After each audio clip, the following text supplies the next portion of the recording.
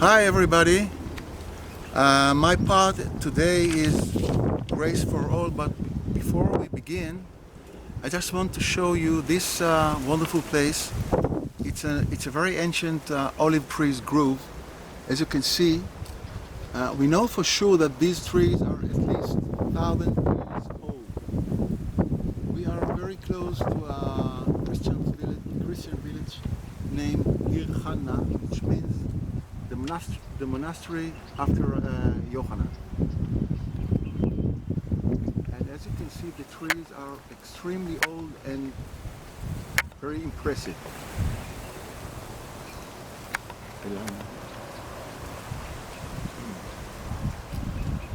Some of them are younger, of course, but this one and the other big ones are very old.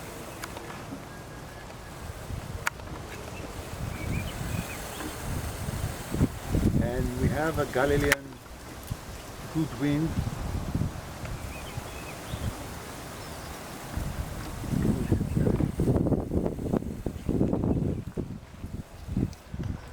So, as we said, grace for all. And what does Hosea 6:6 has to do with Pentecost? Okay, in Hosea 6:6 we read, "For I desire mercy, not sacrifice, and the knowledge of God rather than burnt offerings." The original Hebrew biblical term is chesed. Chesed means grace. That is, mercy is part of chesed and knowing God. Hosea 6:6 is clear. Chesed precedes all. How did Yeshua understand this principle? In Matt 12 reports two incidences. The first is in verses 1 to 8. Here the disciples pick and eat grains on Shabbat.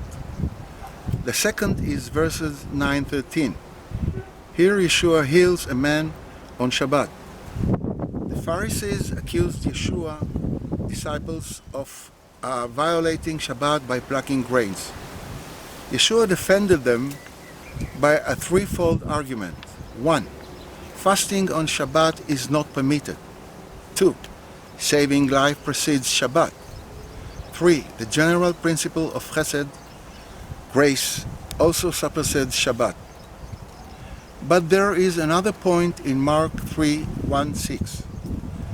I quote, "Another time Yeshua, went into the synagogue and a man with a shriveled hand was there.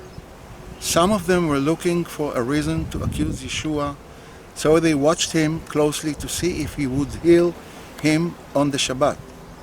Yeshua said to the man with the shriveled hand, 'Stand up in front of everyone.' Then Yeshua asked them, 'Which is lawful on Shabbat, to do good or to do evil, to save life or to kill?' But they remained silent.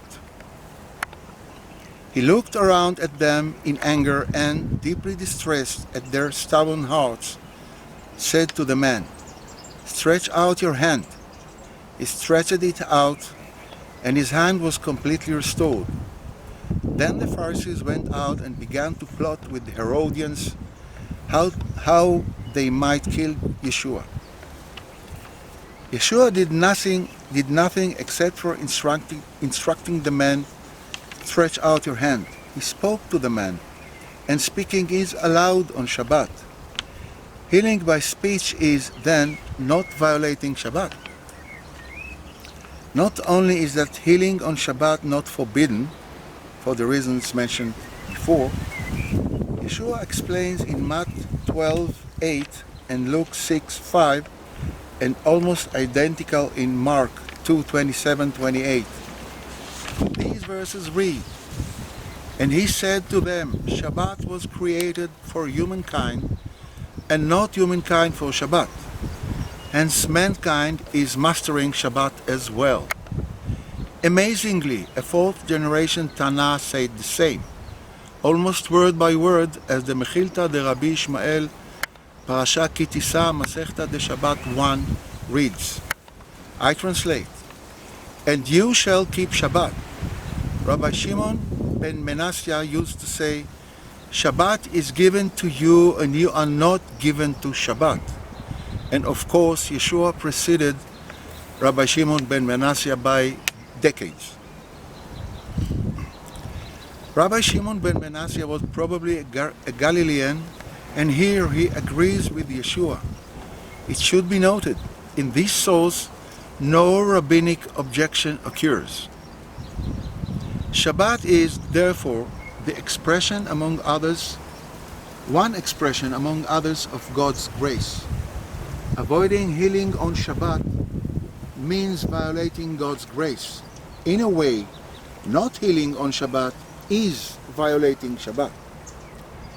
Yeshua healed the centurion's slave with no reservations. What triggered him was the centurion's faith. Whether it was Shabbat or not, it makes no difference. This is grace. However, when the woman from Tyre asked him to heal her daughter, he replied, "I was sent only to the lost sheep of Israel." Chronologically, the centurion's event preceded the Tyre event. Yeshua's declaration, "I was sent only to the lost sheep of Israel," explains all his deeds, but he did not refuse to heal the centurion's slave, although the officer and his slave were Gentiles, while, in complete contrast, he initially refused to heal the Gentile woman's daughter. What is the difference between these cases? In Matt 15:23 we read, Yeshua did not answer a word, so his disciples came to him and urged him, "Send her away, for she keeps crying out after us." To this Yeshua replied, "I was sent only to the lost sheep of Israel." Then the woman begged him, "Lord, please heal my daughter." Yeshua replied, "It is not right to take the children's bread and toss it to the dogs." This reply is in line with the former. "I was sent only for the lost sheep of Israel." However, it seems to ignore the term the woman used to address Yeshua, Lord. Then the woman stressed her humbleness by, "Yes, it is, Lord. Even the dogs eat the crumbs that fall from their master's table." Just a second. It was probably the moment Yeshua understood what is behind the woman's request. She addresses a Jewish healer by the term Lord and accepts his comparisons of Gentiles with God, with dogs. A Gentile must have great faith to term a Jew Lord and accept the comparison with dogs. It is also possible that in the case of the centurion, Yeshua considered another factor. As a Roman officer, the centurion could be harsh to Jews in Capernaum and its vicinity. Pleasing him would secure the safety and welfare of the neighboring Jews. It could be the reason that Yeshua met him and listened in the first place. It allowed Yeshua to understand the officer's faith. Keeping peaceful coexistence with Gentiles is well rooted in rabbinic ideas.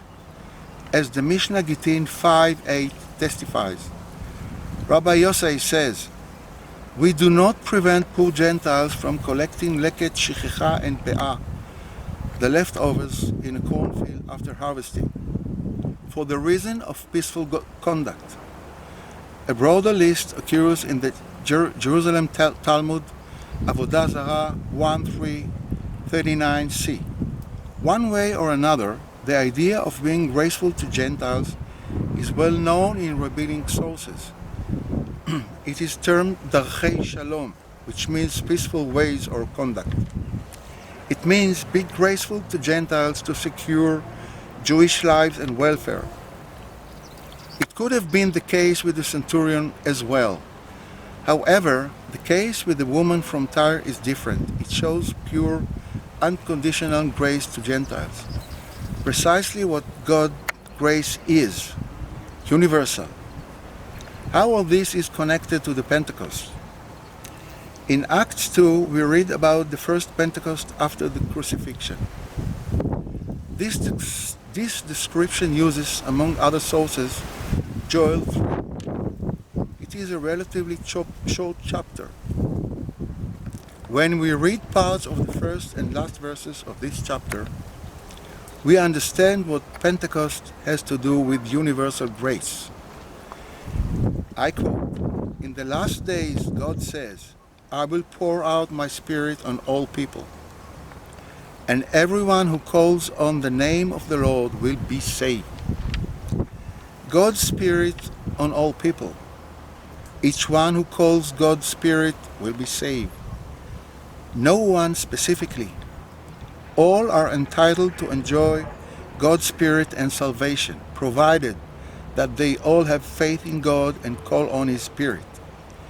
This takes us back to the centurion and the Gentile woman from Tyre. The decisive factor is not being a Jew, but having faith in God and His grace.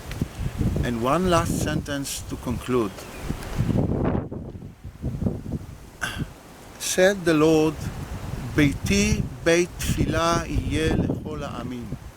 My house will be a house of prayer for all nations. There is no grace more than this sort of grace. And this connects us back to the Pentecost. Thank you. Maurice.